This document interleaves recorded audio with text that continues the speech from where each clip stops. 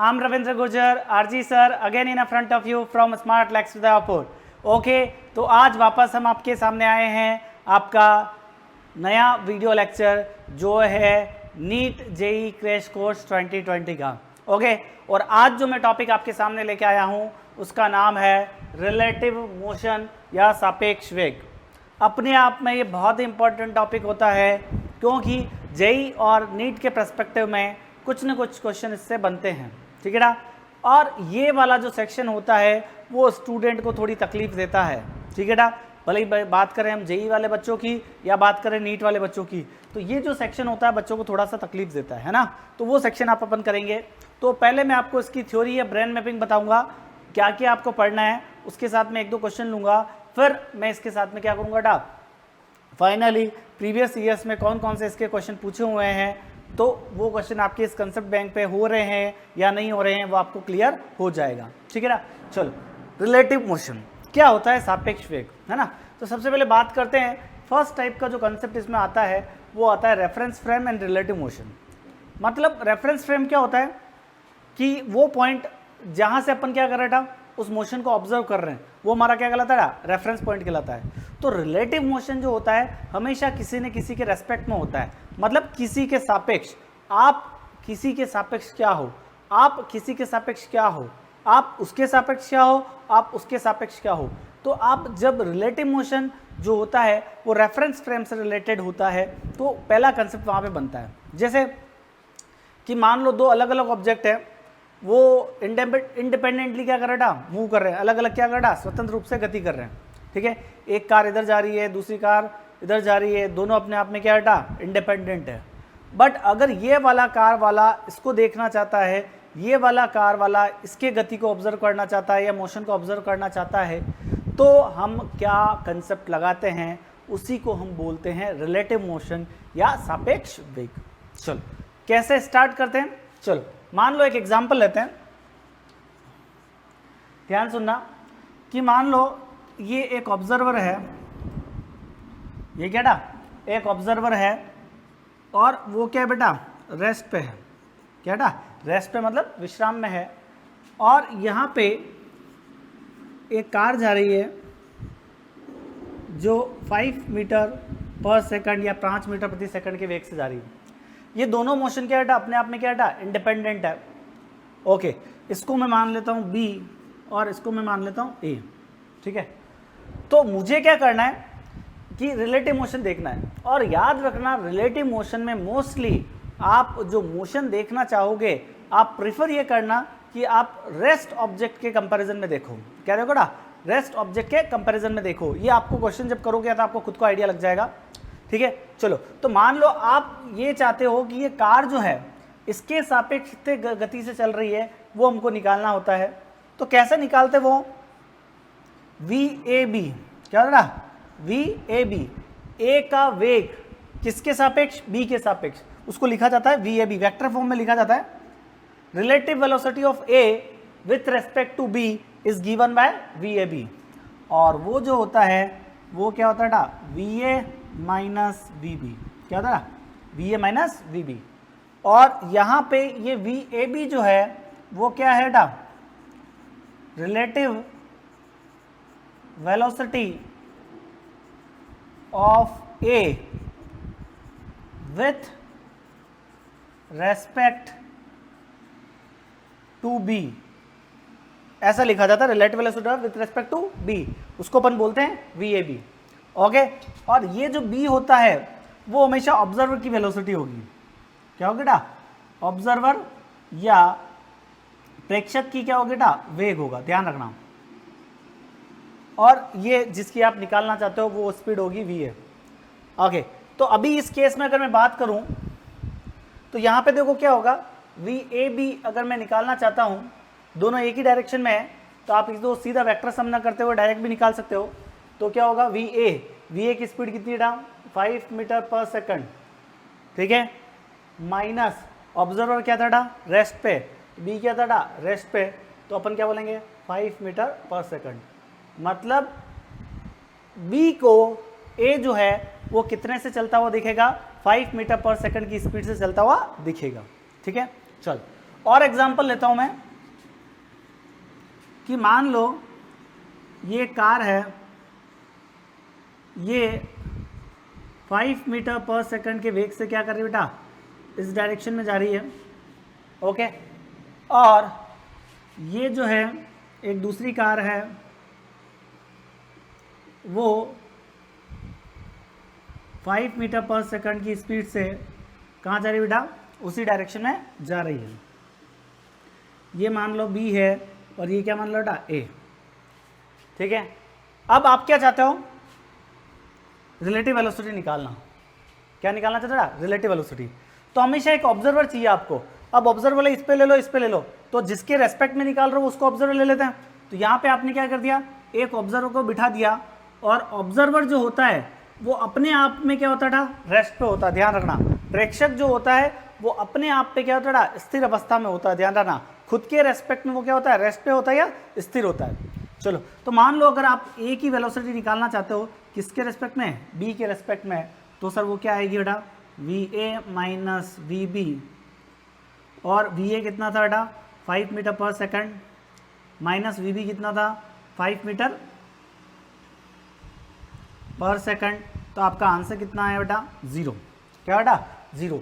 ऐसा इसलिए हुआ कि दोनों एक ही वेग से एक ही दिशा में चल रहे हैं। मतलब ऐसा केस हो गया कि आप और आपका फ्रेंड दोनों एक साथ गाड़ी लेके जा रहे हो और दोनों क्या कर रहे हो बेटा, एक ही स्पीड से चल रहे हो। तो आपको वो रेस्ट पे दिखेगा, आप उसको क्या करोगे बेटा, रेस्ट पे दिखेगा। तो ये सारा जो खेल होता है वो किसका होता है बेटा, रिलेटिव मोशन का होता है। हो सकता है आपको सड़क पे कोई दूसरा आदमी चल रहा हो, उसके रेस्पेक्ट में आप 5 मीटर पर सेकंड की स्पीड से चल रहे हो, पर आपका फ्रेंड आपके रेस्पेक्ट में क्या बेटा, रेस्ट पे है। आप आपके फ्रेंड के रेस्पेक्ट में क्या होगा बेटा, रेस्ट पे हो, अगर दोनों क्या बेटा एक ही वेलोसिटी से एक ही दिशा में जा रहे हैं। ठीक है बेटा, तो अगर इसी केस में, सेकंड वाले केस में मान लो ये अगर 5 मीटर पर सेकंड से कहाँ आ रहा होता, इधर आ रहा होता, ये तो कहाँ जा रहा है बेटा, इधर जा रहा है, और ये कहाँ आ रहा है बेटा, इधर आ रहा है। तो अगर मुझे इस केस में अपन को वेलोसिटी निकालनी होती, velocity of A with respect to B, तो क्या होता है बेटा, V A minus V B. क्या बेटा, V A minus V B. तो आपका आंसर क्या है बेटा, वी ए। वी ए कहाँ जा रहा है बेटा, इधर जा रहा है, इसलिए क्या ले लिया बेटा आपने, 5 मीटर पर सेकंड। ओके, और वी बी कहाँ आ रहा है बेटा, इधर आ रहा है 5 मीटर पर सेकंड से, मतलब उसके कहाँ आ रहा है बेटा, विपरीत दिशा में, इसलिए क्या लेंगे बेटा, -5। ओके, तो आंसर जो आ रहा है 5 + 5 10 मीटर पर सेकंड। क्या आ रहा है बेटा, 10 मीटर पर सेकंड आ रहा है। तो आपको ये पता पड़ा, आपने ये कंक्लूजन निकाला कि अगर दो ऑब्जेक्ट एक ही दिशा में जाते हैं, दो ऑब्जेक्ट एक ही दिशा में जाते हैं, इसकी वेलोसिटी वी ए, इसकी वेलोसिटी क्या बेटा, वी बी, तो आपका जो सापेक्ष वेग होता है उसका आप अगर मैग्नीट्यूड निकालते हो तो वो क्या आता है, V A minus V B. क्या आता है बेटा, V A minus V B. और अगर दोनों एक दूसरे की तरफ आते हो जाते हैं या दोनों एक दूसरे से दूर जाते हैं, तो उस केस में आपके वेलोसिटी का जो मैग्नीट्यूड आता है, वेलोसिटी का मैग्नीट्यूड जो आता है वो क्या होता है, V A plus V B. क्या होता है बेटा, V A plus V B. तो याद रखना, एक दूसरे के साथ साथ एक ही दिशा में जाते हैं तो क्या आता है, V A minus V B. या एक दूसरे को क्या कर रहा है, अप्रोच कर रहे हैं, या एक दूसरे से क्या कर रहा है, दूर जा रहे हैं, तो आपका क्या आता है, V A plus V B. ये केवल मैग्नीट्यूड की बात कर रहा हूँ, डायरेक्शन तो होगी, वो डिपेंड करेगी आपका क्वेश्चन क्या है। ठीक है, तो ये कहलाता है बेटा आपका बिल्कुल बेसिक सा रिलेटिव मोशन। क्या कहलाता है, बिल्कुल बेसिक सा रिलेटिव मोशन। ओके, तो आपने क्या किया था, ए का बी के रेस्पेक्ट में रिलेटिव वेलोसिटी निकाली, तो क्या है वी ए बी, तो क्या होता है V A minus V B. Got it.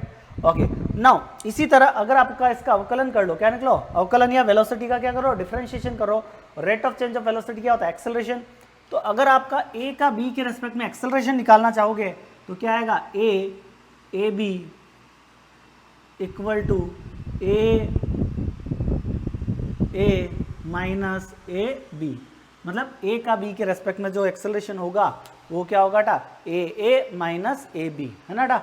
और ये आपका बहुत ज़्यादा काम आता है न्यूमेरिकल्स को सॉल्व करने में। तो जो क्वेश्चन अपन 1D से थोड़े अपन को डिफिकल्ट लगते हैं, वो रिलेटिव मोशन से बहुत आसानी से आप क्या कर सकते हो बेटा, सॉल्व कर सकते हो। ठीक है बेटा, चलो फटाफट से कॉपी करो, फिर अपन इसके ऊपर न्यूमेरिकल देखते हैं, बेसिक है ना, कि कैसे अपन इसको न्यूमेरिकल को। तो देखो क्वेश्चन, देखो बहुत सिंपल से क्वेश्चन बनते हैं इसमें, कि आपको बोला ए ऑब्जेक्ट है जो 5 मीटर पर सेकंड से उधर जा रहा है, और आपका एक बी ऑब्जेक्ट है जो कह रहा है 2 मीटर पर सेकंड से इधर आ रहा है। तो ये बोलते हैं कि इन दोनों के बीच का सेपरेशन कितना है बेटा, इनिशियल 21 मीटर पर है, 21 मीटर है, तो कितने समय बाद ये एक दूसरे से टकराएंगे, after how much time it will collide to each other, ये एक दूसरे से कब टकराएंगे, है ना। तो बहुत सिंपल सा है कि ऐसे टाइप के क्वेश्चन पे करना होता है तो आपको क्या करना पड़ता है, एक को रेस्ट पे रखना पड़ता है, आप चाहो तो इसको रेस्ट पे रख लो या इसको रेस्ट पे रख लो, कोई भी एक दूसरे की तरफ ही आ रहा है, ठीक है। तो मान लो इसको रेस्ट पे रख लेते हैं, ठीक है। तो मैं निकालना चाहता हूँ velocity of A with respect to B, तो वो क्या आएगा बेटा, V A minus V B, यही लिखते हैं ना बेटा अपन, बताया था कि नहीं बताया था, मैंने क्या बोला था कि एक को रेस्ट पे रखते इसको रेस्ट पे रख दिया, तो velocity of A with respect to B.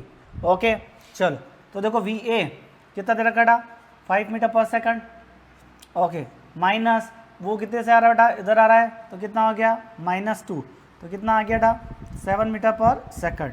तो velocity of A with respect to B, V A B कितना आ गया 7 मीटर पर सेकंड।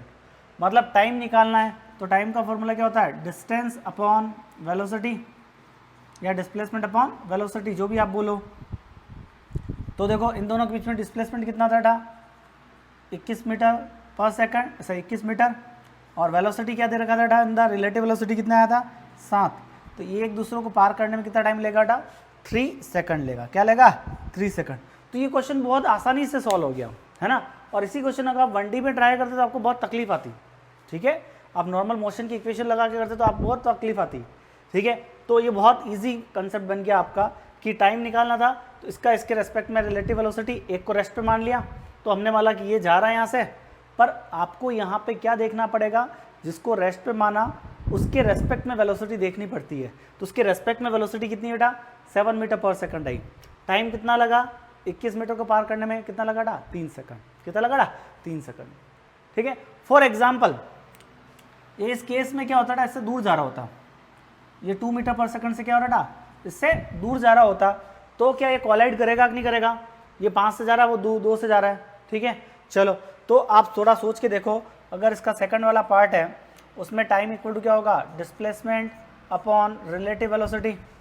ओके, तो डिस्प्लेसमेंट तो सर कितना है बेटा 21, और अगर आपने इस पर रखा वही वी ए भी निकाला, V A minus V B, तो कितना आएगा 5 माइनस 2, तो कितना आएगा बेटा 3, तो क्या होगा 7 सेकंड। तो अगर वो 2 मीटर पर सेकंड से उधर जा रहा होता और ये 5 मीटर सेकंड से उसके पीछे पीछे जा रहा होता, तो टकराने में जो टाइम लगता है वो कितना लगता है बेटा 7 सेकंड लगता है। कितना लगता है 7 सेकंड। तो आपको ये पता होना चाहिए कि अगर ये दो अलग अलग ऑब्जेक्ट हैं और वो अपने इंडिपेंडेंट मोशन कर रहे हैं, और वहाँ पे आपको अगर टाइम निकालना हो या डिस्प्लेसमेंट निकालना हो, कुछ भी निकालना हो, तो आप रिलेटिव वेलोसिटी का कंसेप्ट लगाते हैं, वो भी concept number 1, relative motion and reference frame वाला, ठीक है बेटा। ओके, दूसरा अपन बात करते हैं कि ये क्वेश्चन दे रखा है जिसमें एक बॉडी ए है, वो 5 मीटर पर सेकंड से उधर जा रहा है, ठीक है, और उसका एक्सेलरेशन क्या है 2 मीटर पर सेकंड स्क्वायर, और इसका क्या दे रखा है, वेलोसिटी क्या है 10 मीटर पर सेकंड, और उसकी वेलोसिटी क्या है 10 मीटर पर सेकंड, और वो कहाँ जा रहा है उधर जा रहा है, और दोनों के बीच का सेपरेशन कितना है बेटा 20 मीटर है। कितना बेटा 20 मीटर। तो आपको निकालना है time for A to overtake B. देखो अगर ये 5 मीटर पर सेकंड से जा रहा होता, ये 10 मीटर पर सेकंड से जा रहा और इनके बीच का सेपरेशन 20 मीटर होता, और अगर ये कांस्टेंट स्पीड से जाता तो कभी ए बी को ओवरटेक कर ही नहीं पाता। कर पाता क्या, वो 5 से जा रहा है, वो 10 से जा रहा है, अपनी स्पीड से चलते रहते हैं, इनके बीच का सेपरेशन हमेशा क्या रहता है जो रहता वो कभी रहता। बट अगर ये त्वरित करना प्रारंभ कर दे या एक्सेलरेशन करना प्रारंभ कर दे, तो हो सकता है वो क्या कर रहा उसको एक्सेलरेट कर जाए। तो यहाँ पे आप क्वेश्चन जब 1D से करोगे तो आपको तकलीफ आएगी। तो अब बिल्कुल बेसिक रिलेटिव से करते हैं कि अगर मान लो इसको मैंने मान लिया रेस्ट पे, इस पर एक ऑब्जर्वर रख दिया और उसको क्या मान लिया रेस्ट पे, तो ए की वेलोसिटी किसके रेस्पेक्ट में निकाल सकते हैं, बी के रेस्पेक्ट में, क्योंकि ऑब्जर्वर कहाँ रखा था बी पे, है ना, कहाँ रखा था बी के रेस्पेक्ट में, किसकी निकालनी है ए की वेलोसिटी। चलो तो मैं निकालता हूँ ए की velocity with respect to B, तो क्या आएगा बेटा V A minus V B. Okay, V A कितना था बेटा 5 metre per second, minus V B कितना था बेटा 10 मीटर पर सेकंड, उधर ही जा रहा है दोनों एक ही डायरेक्शन में, तो क्या है -5 मीटर पर सेकंड। तो बहुत ही अच्छी चीज निकल के सामने यही -5 मीटर पर सेकंड। इसका मतलब क्या हो रहा है कि बी को ये जो है वो ए पीछे जाता हुआ दिख रहा है। ध्यान रखना, बी पे जो उसके ऊपर बैठा हुआ ना ऑब्जर्वर, उसको क्या लग रहा है कि ए उसको क्या जा रहा है बेटा, पीछे जा रहा है 5 मीटर पर सेकंड से, बट हो क्या रहा है बेटा, एक्सेलरेट हो रहा है, तो वो धीरे धीरे आके आएगा और फिर इसको क्या करेगा, ओवरटेक करेगा।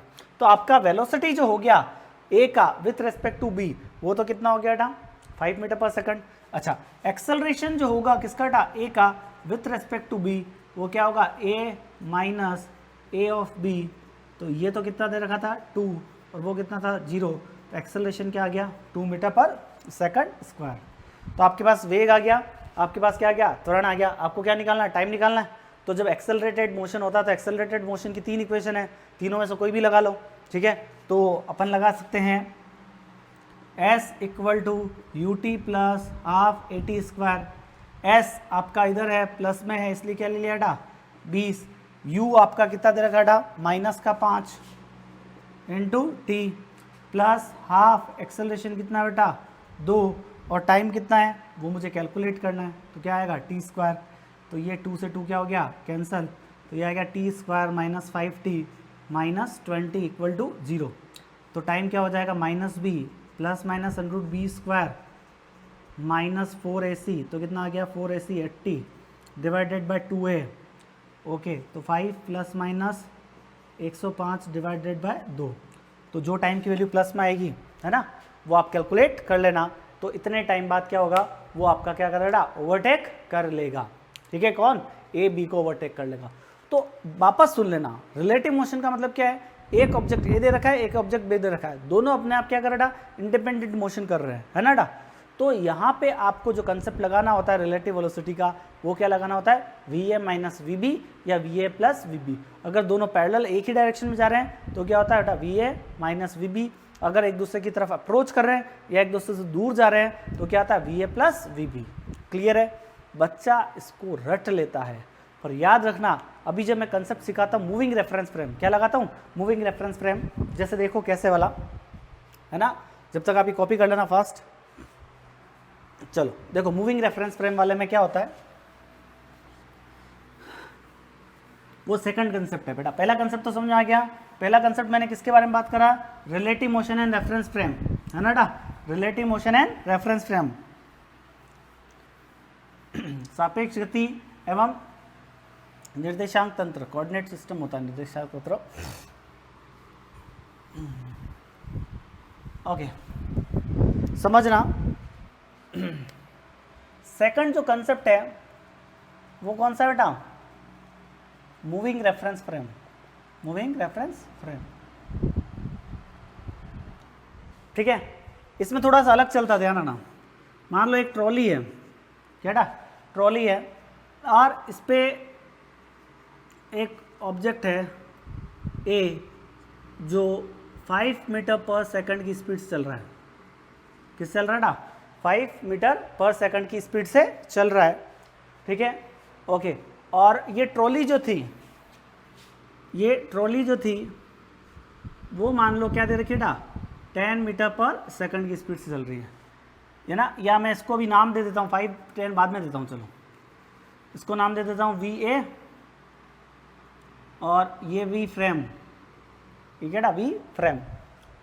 तो अगर कोई ग्राउंड पे खड़ा हुआ आदमी, तो velocity of A with respect to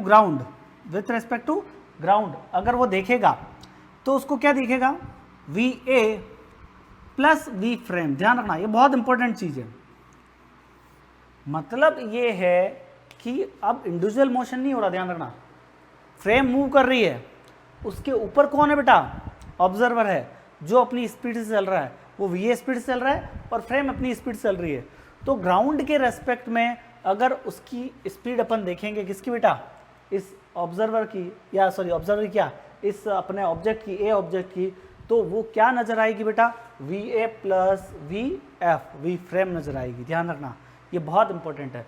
तो velocity of A with respect to ground या velocity of body with respect to ground, तो वो क्या होगा, V body plus V frame. इसको भले बॉडी बोल दो, बॉडी के लिए बोल दो बी, बॉडी बी। तो velocity of body with respect to ground जो होगी वो क्या होगी, velocity of body plus velocity of frame. ये क्या होगा बेटा, एक कंसेप्ट है। अब आपने क्या बोला था, दोनों एक ही डायरेक्शन में जाते तो क्या होता है बेटा, माइनस, पर वो दोनों इंडिपेंडेंटली मूव कर रहे होते हैं, ध्यान रखना। तो बच्चा यहाँ पे गलती कर जाता है, और ये लाइन कंसेप्ट में आपके क्वेश्चन में साफ साफ लिखी होती है, क्लियर लिखी होती है कि आपको क्या निकालनी है बेटा, बॉडी की निकालनी ग्राउंड के रेस्पेक्ट में, जब आपका फ्रेम क्या होता है बेटा, मूविंग होता है। तो अगर आपको ये पता होता है तो आपका क्वेश्चन कभी गलत होने के चांसेस नहीं होते हैं, ठीक है ना। और यहाँ पे जब आपको दे रखा होगा, ये मान लो 5 मीटर पर सेकंड जा रहा है, जैसे ट्रॉली, ये 5 मीटर पर सेकंड से ट्रॉली पे मूव कर रहा था, और ट्रॉली खुद क्या कर रही थी बेटा, 10 मीटर पर सेकंड की स्पीड जा रही थी। तो velocity of body with respect to ground, है ना, वो जो हो गई वी बॉडी कितना था बेटा, 5, और ये कितना था बेटा, 10। तो आंसर कितना आएगा, 15 मीटर पर सेकंड। तो ग्राउंड के रेस्पेक्ट में ये जो बॉडी होगी वो 15 मीटर पर सेकंड से स्पीड से चलता हुआ देखेगा। मतलब स्केटिंग पे, मतलब मेरी स्पीड स्केटिंग के साथ ऐड हो गई, तो ग्राउंड से मुझे कोई देख रहा है तो मेरी स्पीड ग्राउंड वाले को क्या लग रही है, 15 मीटर पर सेकंड, पर वास्तव में तो मैं क्या चल रहा हूँ बेटा, 10 से चल रहा हूँ, है ना। तो भले वो एक दूसरे की तरफ जा रहे हैं तो वो क्या हो जाएगा, ऐड हो जाएगा। पर याद रखना, ऑब्जेक्ट इधर जा रहा है और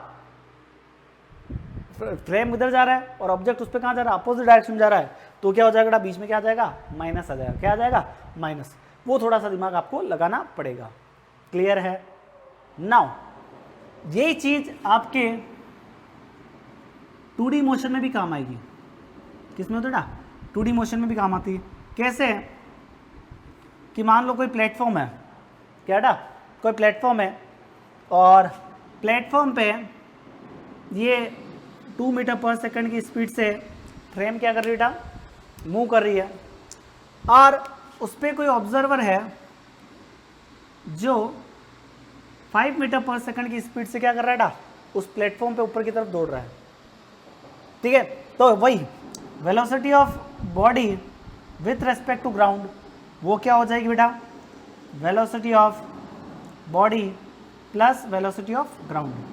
अब यहाँ पर 2D है तो आपको 2D में वेक्टर सम करना पड़ेगा। कैसे, अगर इसका वेक्टर डायग्राम बनाऊं मैं, तो वेक्टर डायग्राम कैसे बनाते हैं, आपको बनाने आता होगा।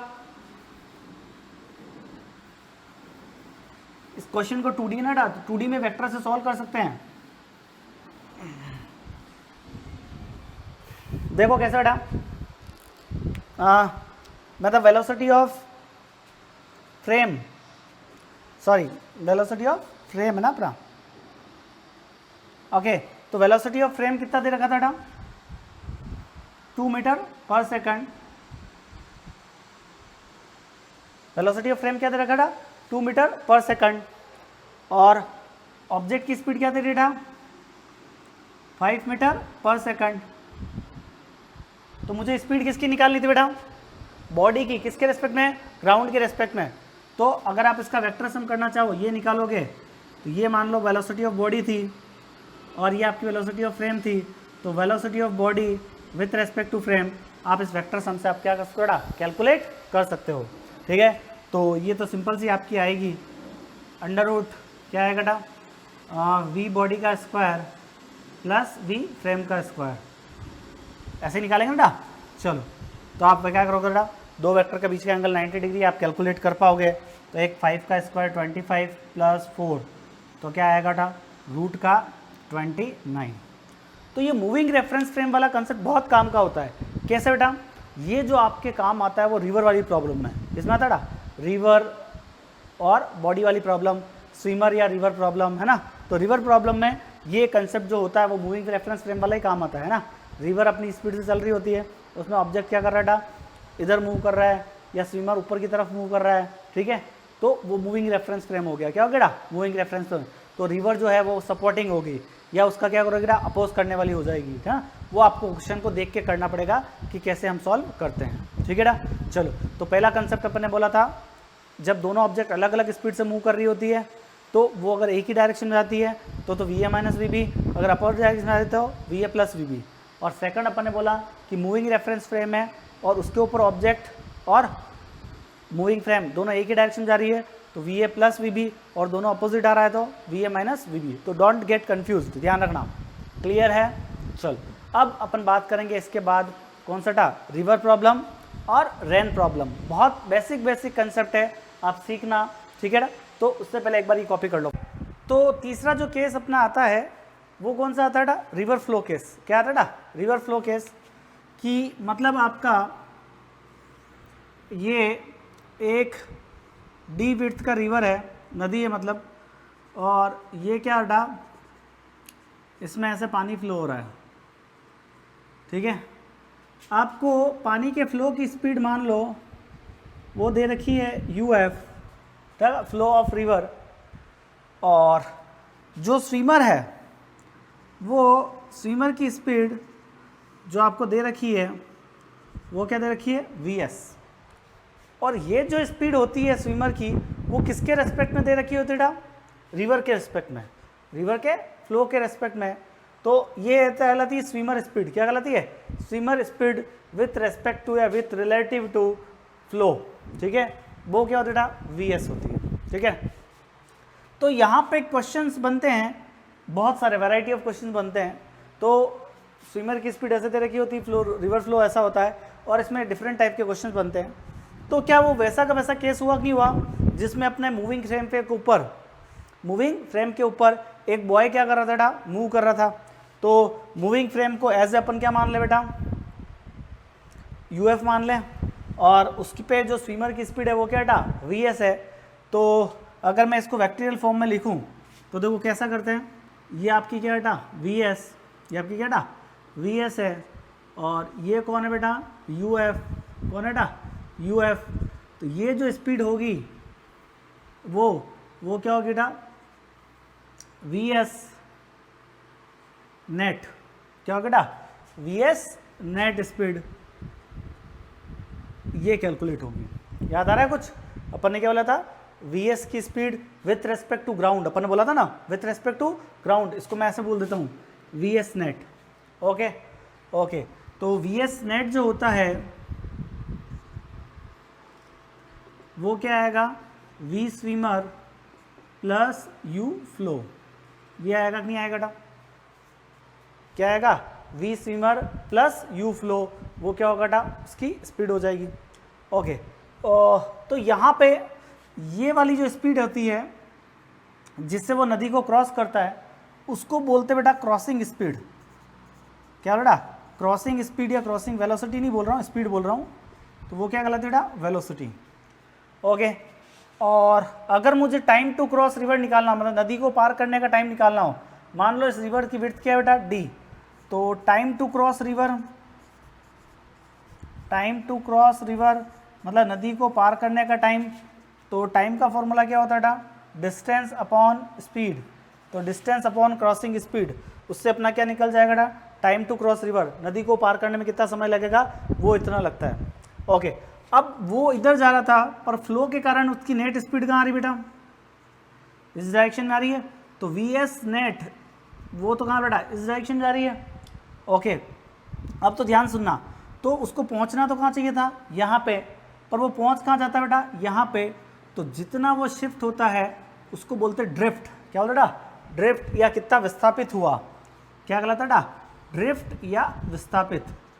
तो ड्रिफ्ट स्पीड जो हुई जिसके कारण वो ड्रिफ्ट हुआ वो तो कौन है बेटा uf, तो ड्रिफ्ट स्पीड तो क्या होगा बेटा uf हुआ, और ड्रिफ्ट डिस्टेंस क्या बेटा, ड्रिफ्ट डिस्टेंस या सिंपली ड्रिफ्ट बोलूँ कितना वो विस्थापित हुआ, तो वो क्या होगा बेटा वेलोसिटी इनटू टाइम, क्या होगा बेटा ड्रिफ्ट वेलोसिटी इनटू टाइम, क्योंकि ड्रिफ्ट करने के लिए रिस्पॉन्सिबल लग रहा है uf है, तो क्या होगा uf इनटू t, और uf की वैल्यू आपको पता है, वो क्वेश्चन में दे रखी होगी, और टाइम आपने यहाँ से निकाल दिया, वो क्या आएगा d/vs, क्या आएगा d/vs, तो वो आपका क्या आएगा ड्रिफ्ट डिस्टेंस आ जाएगा xd आ जाएगा, क्या आ जाएगा xd, ठीक है।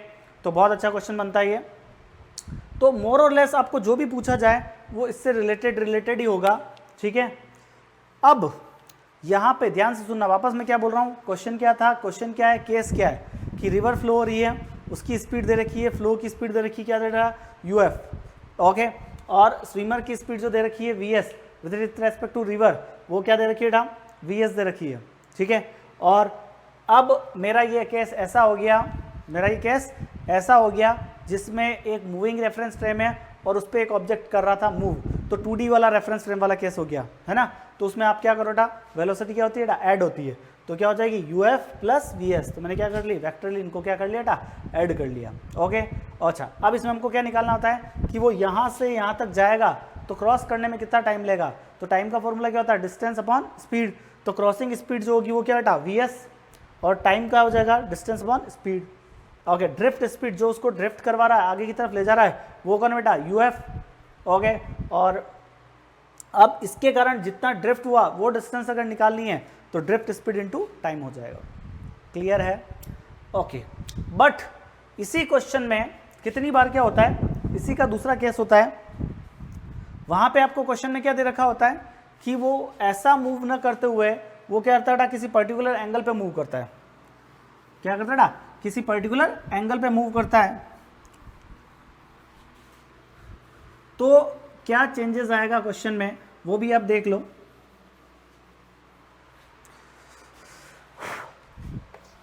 देखो था क्या बेटा, एक रिवर है, उसकी विड्थ क्या है बेटा, D, उसकी विड्थ क्या बेटा, D है। चल, और स्विमर जो है वो पर्टिकुलर एंगल थीटा पे वो क्या कर रहा है, मूव कर रहा है। वो आपको स्पीड दे रखी है विथ रेस्पेक्ट टू रिवर, वो क्या दे रखी है, VS दे रखी है। पानी जो फ्लो हो रहा था उसकी स्पीड आपको क्या दे रखी है, UF, क्या दे रखी है, UF। तो अब मेरे को ध्यान सुनना, यहाँ से यहाँ तक उसको जाना है, तो ये इसकी क्या लगेगा, क्रॉसिंग स्पीड। तो इस वेलोसिटी के दो कंपोनेंट होंगे, ये वाला कंपोनेंट जो होगा वो क्या होगा, VS cos थीटा, और ये वाला कंपोनेंट जो होगा वो क्या होगा, VS sin थीटा। क्या होगा, VS sin थीटा। ये वाला कंपोनेंट क्या होगा, VS cos थीटा। तो यहाँ पे क्रॉसिंग स्पीड जो आती है, क्या बेटा, क्रॉसिंग स्पीड मतलब पार करने की जो स्पीड थी वो क्या थी बेटा, VS cos थीटा। क्या बेटा, VS cos थीटा। और टाइम जो लगेगा क्रॉस करने में, time to cross the river, तो डिस्टेंस तो क्या बेटा, D है, और स्पीड क्या बेटा, V cos थीटा। क्या बेटा, V cos थीटा। तो टाइम जो लगेगा वो distance upon V cos theta, crossing speed. यहाँ से यहाँ तक जाने में जो टाइम लगेगा वो T ये लगेगा। ठीक है, कोई ज़्यादा आविष्कार वाली बात नहीं है। फिर अपन बात करते हैं कि अगर इसका डायग्राम बनाऊँ, तो डायग्राम में बेटा देखो, ये अपना कौन था, VS, ये कौन था, V फ्लो, कौन था, V फ्लो। तो रिलेटिव जो स्पीड आई या नेट VS जो आया, VS नेट, वो क्या होगा यही होगा। क्लियर है? नाउ अब मेरी बात को ध्यान से सुनना बहुत अच्छे से। अब यहाँ पे जो ड्रिफ्ट स्पीड थी, वहाँ पे पहले वाले केस में क्या था, UF। अब इस वाले केस में देखो UF है, पर V sin थीटा वो भी क्या कर रहा था, उसको क्या कर रहा है बेटा, फ्लो करने से क्या कर रहा है, रोक रहा है। तो मान लो उसको जाना ऐसा चाहिए था, पर वो गया कहाँ बेटा, ऐसा। तो इनिशियल पोजीशन से जो उसका ड्रिफ्ट हुआ वो मान लो XD है। क्या बेटा, XD। तो ड्रिफ्ट स्पीड जो अपनी है x, पहले ड्रिफ्ट स्पीड देते हैं। तो ड्रिफ्ट स्पीड जो होगी जिसके कारण वो ड्रिफ्ट हुआ या विस्थापित हुआ, वो क्या होगा, UF minus VS sin theta. क्या होगा, VS sin थीटा, क्योंकि UF तो इधर जा रही है और एक स्पीड और है जिसकी वजह से वो रिटायर्ड हो रहा है, रिवर का फ्लो अपोज हो रहा है, वो किससे हो रहा है, VS sin थीटा से। तो ड्रिफ्ट स्पीड जो होगी वो क्या होगी, UF minus VS sin theta. और टोटल ड्रिफ्ट मतलब डिस्टेंस जो होगी, टोटल विस्थापन कितना हुआ, वो क्या होगा, स्पीड इनटू टाइम। तो क्या होगा, UF minus VS sin theta into T। तो क्या आ जाएगा, आपका टोटल ड्रिफ्ट कैलकुलेट हो जाएगा कि क्या ड्रिफ्ट हुआ। तीसरा केस और बना सकते हो कि अगर ये इधर एंगल से थीटा से मूव किया तो वो और आगे चला जाएगा, वापस उसके दो कंपोनेंट होंगे, एक cos थीटा और sin थीटा। इस बार sin थीटा क्या होगा, इसी डायरेक्शन में होगा, तो यहाँ पे प्लस कीजिए, माइनस कीजिए, क्या आ जाएगा, प्लस आ जाएगा। उसको बोलते हैं डाउन स्ट्रीम और इसको बोलते हैं अप स्ट्रीम। क्या बोला, अप स्ट्रीम डाउन स्ट्रीम। तो वो आपको दिमाग लगाने की जरूरत नहीं है, इधर ना मूव करते हुए इधर साथ रिवर के साथ वो मूव कर रहा है। पहले तो रिवर के अपोजिट डायरेक्शन में मूव कर रहा था, और अगर रिवर के साथ मूव करेगा तो यहाँ पे थीटा आ जाएगा, ये थीटा आ जाएगा ना यहाँ पे। इसका ये वाला कंपोनेंट क्या होगा, VS cos थीटा, ये वाला क्या हो जाएगा, VS sin थीटा। अब दोनों एक ही डायरेक्शन में हैं, तो यहाँ पे क्या आ जाएगा, प्लस आ जाएगा, यहाँ पे क्या आ जाएगा, प्लस आ जाएगा, है ना। तो आप ड्रिफ्ट कैलकुलेट कर सकते हो, ठीक है। पर अभी मैं एक ही केस बता रहा हूँ। चलो ये वाला, तो अभी जो मैं बात कर रहा था ये पॉपुलर है केस थोड़ा सा, वो वाला तो फिर भी कम पूछा जाता है, ये केस थोड़ा पॉपुलर है। अब इसमें आपको कितनी बार डायरेक्ट क्वेश्चन आया हुआ है। लास्ट ईयर JEE 2019 में एक क्वेश्चन आया था कि minimum time required to cross the river, time minimum कितना होगा अगर वो रिवर को क्रॉस करना चाहे। थीटा डिग्री एंगल पे वो एंटर हुआ, वो आपको VS दे रखा था और D डिस्टेंस था, उसको बोला time required to cross the, sorry minimum time क्या लगेगा, मिनिमम टाइम क्या लगेगा, ठीक है। या फिर ऐसा बोला जाए कि अगर उसको मिनिमम टाइम में क्रॉस करना है तो उसको कितने डिग्री पे क्या करना चाहिए बेटा, तैरना चाहिए, ताकि वो मिनिमम टाइम में क्या करता है बेटा, उसको क्रॉस कर जाए। तो देखो टाइम का फॉर्मूला क्या है, D upon V cos theta. अगर ये आप चाहते हो कि टाइम मिनिमम हो, अगर ये मिनिमम कब होगा, जब नीचे वाली वैल्यू क्या होगा बेटा, मैक्सिमम, नीचे वाली वैल्यू क्या होगी बेटा, मैक्सिमम। तो सोच के बताओ ये मैक्सिमम वैल्यू कब होगी, जब cos थीटा की वैल्यू क्या हो बेटा, मैक्सिमम होगी। ऐसा समझो टाइम जो होगा वो मिनिमम कब होगा, जब VS cos थीटा क्या हो, मैक्सिमम। तो VS तो कांस्टेंट है तो बदल लेगा कौन, थीटा, तो cos थीटा क्या हो, मैक्सिमम। और बताओ cos थीटा की मैक्सिमम वैल्यू क्या होती है, 1। cos थीटा की मैक्सिमम वैल्यू क्या होती है बेटा, 1। मतलब थीटा कितना होगा, 90 डिग्री। थीटा कितना होगा, 90 डिग्री। इसका मतलब है कि अगर वो ऐसे मूव करता है, रिवर के फ्लो के परपेंडिकुलर मूव करता है, तो वो क्या होगा बेटा, मिनिमम टाइम में क्या कर जाएगा बेटा, उस रिवर को क्या कर जाएगा, क्रॉस कर जाएगा। तो इस टाइप के क्वेश्चन बनते हैं, ठीक है। अच्छा, और अगर वो चाहे कि अगर ये इधर जा रहा है तो ड्रिफ्ट बिल्कुल भी ना हो, ड्रिफ्ट बिल्कुल भी ना हो, इस टाइप के क्वेश्चन भी बनते हैं कि अगर जीरो ड्रिफ्ट हुआ, अगर वो क्या करे बेटा, इधर जा रहा है, वो चाहता है कि ड्रिफ्ट बिल्कुल भी नहीं हो, सीधा सीधे पहुंच जाए, है ना।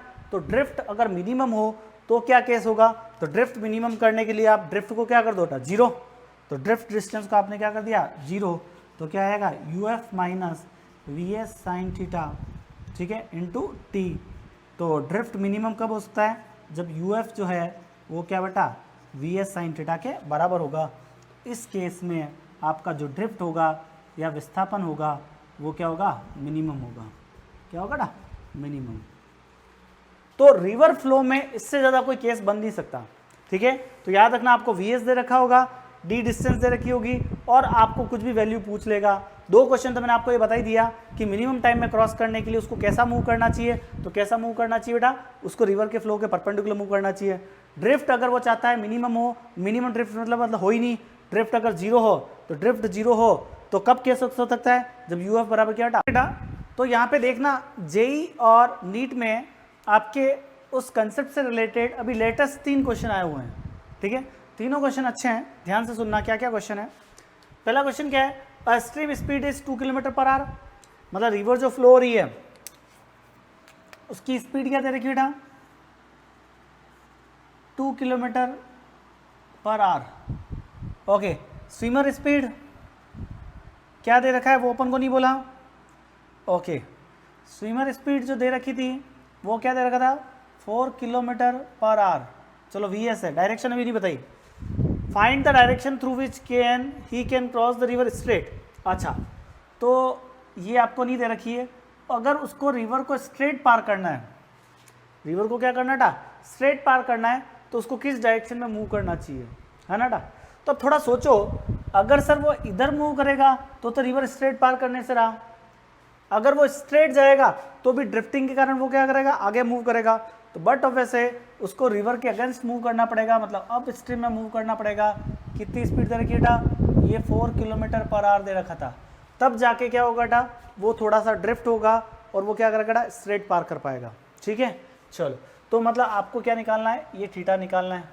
तो मोटे मोटे तौर पे देखा जाए तो आपको ये दे रखा है कितना था, 2 किलोमीटर पर आवर, और आपको क्या दे रखा था, ये दे रखा है, जो दे रखा है 4 किलोमीटर पर आवर, और ये दे रखा है 2 किलोमीटर पर आवर, और आपको बोला कि वो कैसे मूव करेगा। तो आपको ये थीटा निकालना है, कुल मिला के क्या निकालना है, थीटा। मतलब आपको ये दे रखा है, ये दे रखा है, तो बस इस ट्राइंगल से आप थीटा निकाल सकते हो। आपके पास परपेंडिकुलर और हाइपोटेन्यूस है, तो साइन थीटा जो होता है वो क्या होता है, परपेंडिकुलर अपॉन हाइपोटेन्यूस। तो परपेंडिकुलर कितना है 2 और हाइपोटेनस कितना हटा 4, तो कितना आ जाएगा 1/2।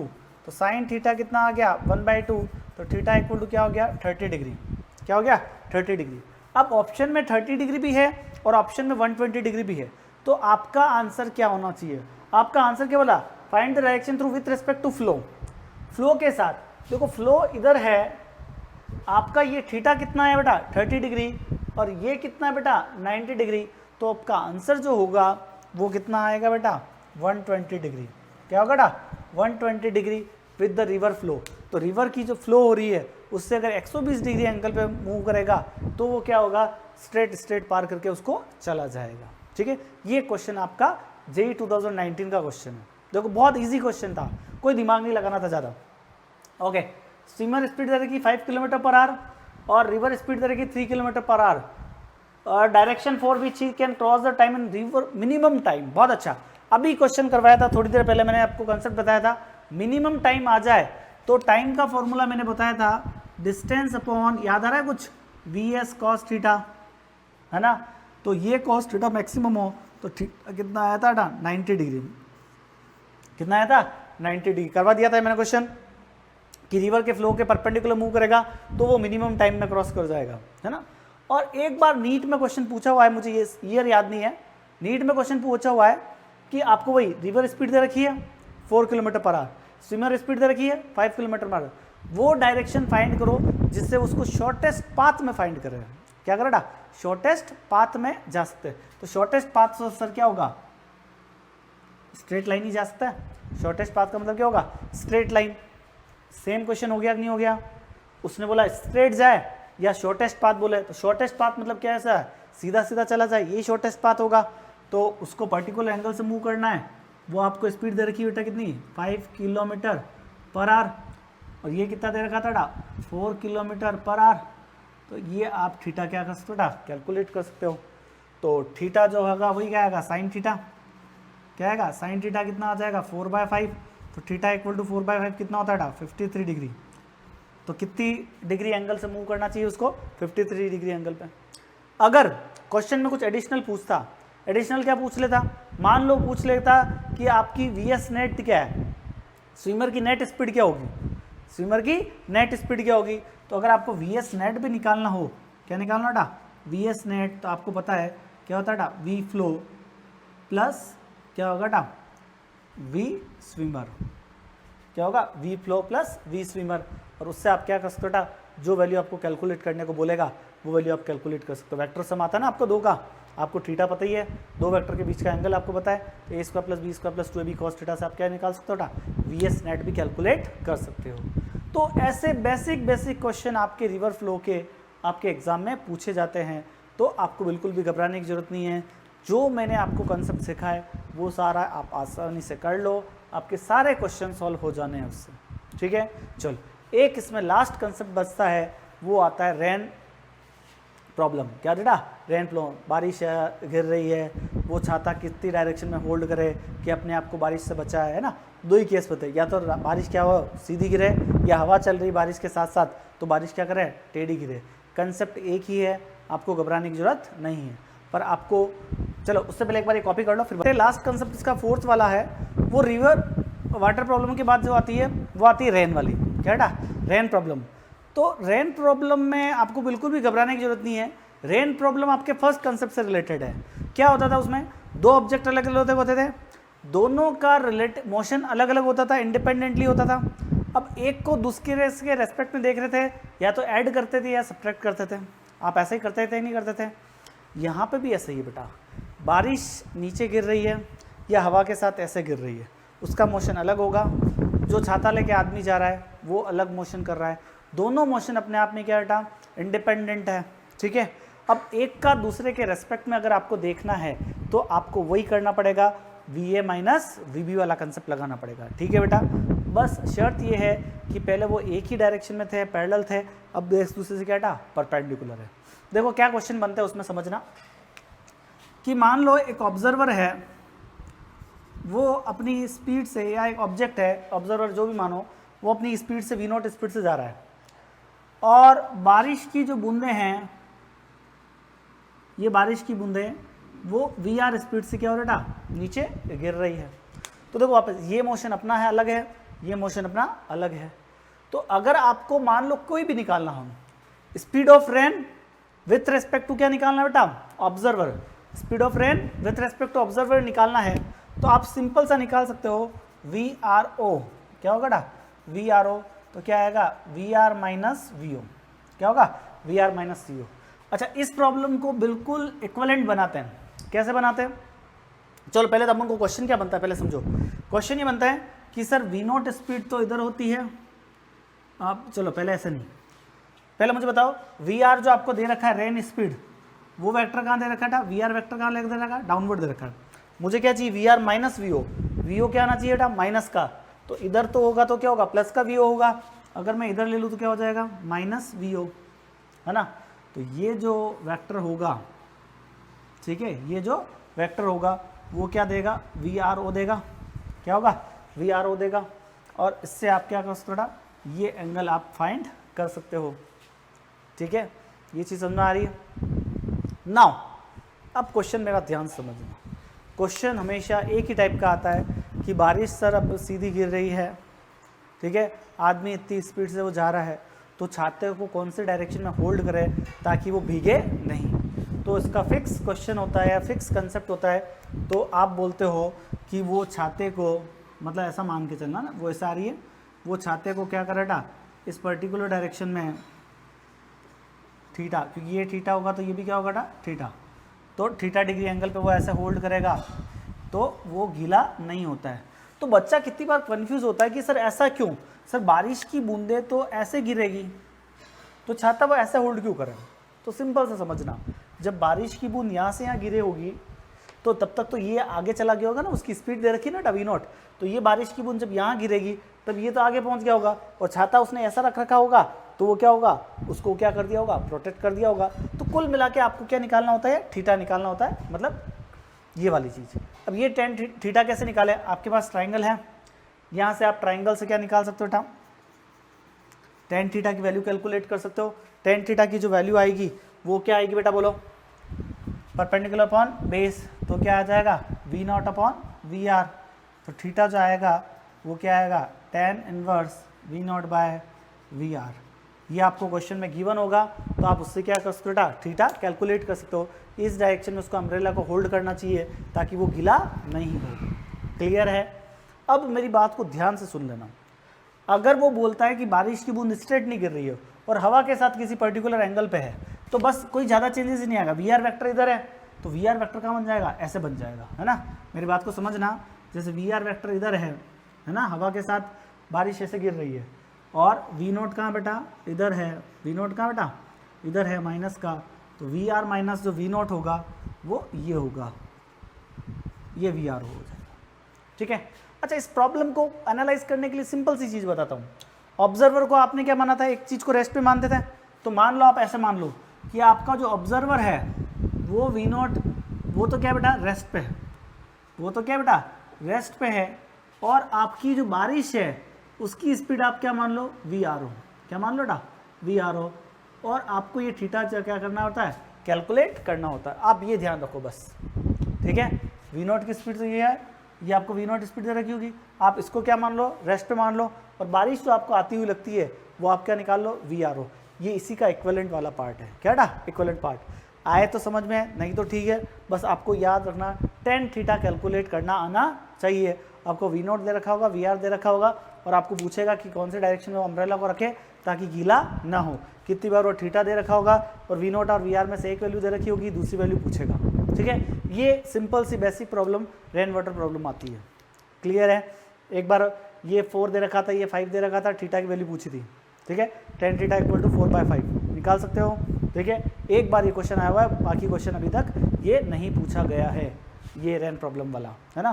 पर पहले बहुत कॉमन प्रॉब्लम थी ये, ठीक है। हो सकता है अब आ जाए, तो आपको ये कंसेप्ट भी आना चाहिए कि हम कैसे रेन प्रॉब्लम्स को सॉल्व करते हैं। तो याद रखना, अभी तक अपन 2 कंसेप्ट पर हैं, एक में दोनों एक डायरेक्शन में आती तो ऐड होते हैं, ठीक है, और दोनों एक ही साथ मूव करती है तो क्या होता था, सब्ट्रैक्ट, क्या होता था सब्ट्रैक्ट, एक दूसरे से दूर जाते तो ऐड होते हैं। ये फर्स्ट प्रॉब्लम थी जिसको अपन रेफरेंस प्रॉब्लम, अगर मूविंग रेफरेंस फ्रेम हो तो ऐड हो जाता है, और अपना रिवर वाला प्रॉब्लम है उसमें भी क्या रहा, मूविंग रेफरेंस फ्रेम टाइप ही होता है तो ऐड होता है। और ये वाली जो प्रॉब्लम है वो फर्स्ट टाइप अपन डील करते हैं, क्या करते हैं ना, सब्ट्रैक्ट करके निकालते हैं। क्लियर है, ये 4 चीज़ें आपको पढ़नी है, इसके अलावा कुछ भी आपके पास यहाँ से आउट ऑफ सिलेबस नहीं आता है। ये अगर आपने 4 कर लिया तो रिलेटिव मोशन आप पे, इससे रिलेटेड अपन 1-2 प्रॉब्लम कर लेते हैं जिसको आपको और थोड़ा सा आइडिया हो जाएगा कि हम रिलेटिव मोशन के क्वेश्चन कैसे इजी वे में सॉल्व कर पाते हैं। ठीक है ना, क्वेश्चन क्या दे रखा है आपको, एक स्कूटर है, अब स्कूटर जैसा दिखने पर मानना स्कूटर है, ठीक है, एक स्कूटर है वो 5 मीटर पर सेकंड की स्पीड से जा रहा है और उसके आगे एक बस है जो 10 मीटर पर सेकंड की स्पीड से जा रही है और वो उससे कितना 80 मीटर दूर है। ये 5 से जा रहा है, 10 से जा रहा है, तो बेटा ये कभी अगर इसी स्पीड से चलता रहा तो ये हमेशा पीछे रहेगा और ये हमेशा आगे रहेगा। पर भाई साहब जो स्कूटर वाले हैं वो बोलते हैं नहीं, मेरे को क्या करना है, आगे निकलना है, मुझे क्या करना है, आगे निकलना है, तो मुझे आगे निकलने के लिए एक्सेलरेट करना है। क्या करना है, एक्सेलरेट। तो मैं कितना एक्सेलरेट करूं कि 100 सेकंड में इसको पार करके चला जाऊं, कितना एक्सेलरेट करूं ताकि मैं 100 सेकंड में इसको पार करके चला जाऊं। तो बस अपन को क्वेश्चन करना आता है कि दोनों अलग अलग हैं तो अपन को सब्ट्रैक्ट वाला तरीका या ऐड वाला तरीका लगाना पड़ेगा। अभी दोनों एक ही डायरेक्शन में है तो सब्ट्रैक्ट करना पड़ता है। क्या करते थे अपन, एक ऑब्जर्वर को बिठा दें और वो ऑब्जर्वर क्या होता था, रेस्ट पे होता है। चलो तो उसके रेस्पेक्ट में अपन स्पीड निकालते कहते था इसकी, स्कूटर की। तो relative speed of scooter with respect to bus वो क्या होती है, वी स्कूटर माइनस वी बस, ऐसे करते थे। वी स्कूटर कितना दे रखा है बेटा 5, वी बस ज़्यादा दे रखा है -10, ठीक है, तो क्या आ जाएगा -5 मीटर पर सेकंड। क्लियर है बेटा, तो मतलब स्कूटर की velocity with respect to bus वो क्या है -5 पहले भी आया था। इसका मतलब इस जो ऊपर ऑब्जर्वर बैठा ना उसको लगेगा स्कूटर -5 मीटर पर सेकंड से या 5 मीटर पर सेकंड से पीछे जा रहा है, पर वो जब एक्सेलरेट करेगा तब जाके वो उसको क्या करेगा ना, क्रॉस कर पाएगा। तो एक्सेलरेशन आपको निकालना और टाइम दे रखा 100 सेकंड। तो सेम कंसेप्ट है, S = ut + ½ at²। ए हमको कैलकुलेट करना है, सॉल्व कर सकते हैं। S अभी क्या दे रखा है 80 मीटर। अच्छा अभी देखो ये 80 मीटर दे रखा है, अगर बस की लेंथ भी दे रखी होती है, अभी बस की लेंथ नहीं दे रखी इसलिए अपन बस की लेंथ नेग्लिजिबल मान रहे हैं कि अगर वो यहाँ पे भी आ गया इसका मतलब ओवरटेक कर गया। पर अगर ये डिस्टेंस कम होती और बस की लेंथ भी होती तो आपको बस की लेंथ प्लस दोनों ऐड करके लिखना होता। ठीक है ना, बहुत अच्छा क्वेश्चन है, ध्यान रखना ये भी। ओके, यू क्या दे रखा है -5, टाइम कितना दे रखा है 100 + ½ एक्सेलरेशन कितना था निकालना है और ये 100 का स्क्वायर। बस इसको आप जब सॉल्व कर लोगे तो आपकी क्या वैल्यू कैलकुलेट हो जाएगी, एक्सेलरेशन यहाँ से आप कैलकुलेट कर सकते हैं। ठीक है, तो यहाँ से आप क्या करना है, सॉल्व करके एक्सेलरेशन को कैलकुलेट कर लेना। ठीक है, समझ में आया। ओके, दूसरे टाइप का क्वेश्चन दे रखा है, एक पुलिस वाला 10 मीटर पर सेकंड की स्पीड से जा रहा है, कांस्टेंट स्पीड से जा रहा है, एक्सेलरेशन नहीं बोला उसने, और उसके आगे चोर भाग रहा है धीरे धीरे और वो भाग रहा 9 मीटर पर सेकंड की स्पीड से। तो बट ऑफ सर ये तेज भाग रहा है वो धीरे भाग रहा है तो पकड़ा जाना चाहिए। तो पकड़ा जाने के लिए हमको क्या करना पड़ता है, उसको रेस्ट पे रखना पड़ता है। उसको रेस्ट पे रख के देख लो और इसकी रिलेटिव स्पीड निकाल लो। उसको रेस्ट पे रख दिया तो हम रिलेटिव स्पीड किसकी निकालते हैं, पुलिस वाले की। तो रिलेटिव स्पीड ऑफ पुलिस वाला विथ रेस्पेक्ट टू थीप, चोर, विथ रेस्पेक्ट टू थीप कैसे निकालते हैं बेटा, रिलेटिव स्पीड ऑफ पुलिस वाला minus relative speed of thief, ये निकालते हैं, दोनों एक ही डायरेक्शन में। तो क्या हो जाएगा, सब्ट्रैक्ट, तो कितना होगा 10 - 9, तो कितना आ गया 1 मीटर पर सेकंड। मतलब पुलिस वाला जो थीफ के रेस्पेक्ट में अगर 1 मीटर पर सेकंड की स्पीड से दौड़ेगा तो जाके उसको पकड़ लेगा। तो टाइम जो लगेगा वो क्या होता है, डिस्टेंस अपॉन स्पीड, और डिस्टेंस कितनी है 100 मीटर पार करनी है उसको, और कितनी स्पीड से 1 मीटर से, तो उसको कितना लगेगा 100 सेकंड। तो 100 सेकंड में जाके उसको क्या करेगा, पार कर पाएगा। तो दिस इज ऑल अबाउट किसके रिलेटिव मोशन। ठीक है तो जो क्वेश्चन मैंने करवाया वो आपको पता होना चाहिए। रिलेटिव का मतलब समझ लेना, ऑब्जर्वर को जहाँ पे बिठाओ उसको रेस्ट पे मान लो, उसके रेस्पेक्ट में स्पीड निकाल लो, फिर आपको जो क्वेश्चन में पूछा वो आसानी से आप कैलकुलेट कर सकते हैं। ठीक है, और दूसरे टाइप की प्रॉब्लम हो जाए तो उसको बोलते हैं मूविंग रेफरेंस फ्रेम, दोनों एक ही डायरेक्शन में आते हैं तो ऐड कर लेते हैं, भले 1D में ऐड कर लो भले 2D में ऐड करो। 1D में ऐड करें तो रेफरेंस फ्रेम की स्पीड ऐड करते डायरेक्ट हो जाता है क्वेश्चन, और 2D में ऐड करते हैं तो वो अपना जो होता है वो रिवर फ्लो प्रॉब्लम होती है। और वो हमको सॉल्व करना आसानी से आ गई। ठीक है ना। चलो तो आगे आपके वीडियोस आते रहेंगे। ठीक है ना। तो जिसने अभी तक मेरे चैनल को लाइक और सब्सक्राइब नहीं किया है वो चैनल को लाइक और सब्सक्राइब कर दीजिए ताकि आपको फर्दर नोटिफिकेशन मिलता रहे और हम ऐसे ही आपको क्या करते हैं बेटा, अपनी सर्विसेज प्रोवाइड करते रहें। ठीक है ना। और जिसने अभी तक मुझे टेलीग्राम पर रिक्वेस्ट नहीं भेजी है, अपना नंबर मुझे व्हाट्सअप कर टेलीग्राम पे भेज दीजिए ताकि मैं उसको ग्रुप में ऐड कर दूं। उस ग्रुप में मैं वास्तव में बहुत सारे पेपर डाल रहा हूं, आपका फुल पेपर डाल रहा हूं, आपके सब्जेक्ट वाइज पेपर डाल रहा हूं, तो आप उनको सॉल्व कर लिए और अपनी तैयारी को देखिए कि आप कहाँ तक लेवल पे हैं। ठीक है ना। चलो तो मिलते हैं वापस आपको अगले वीडियो में।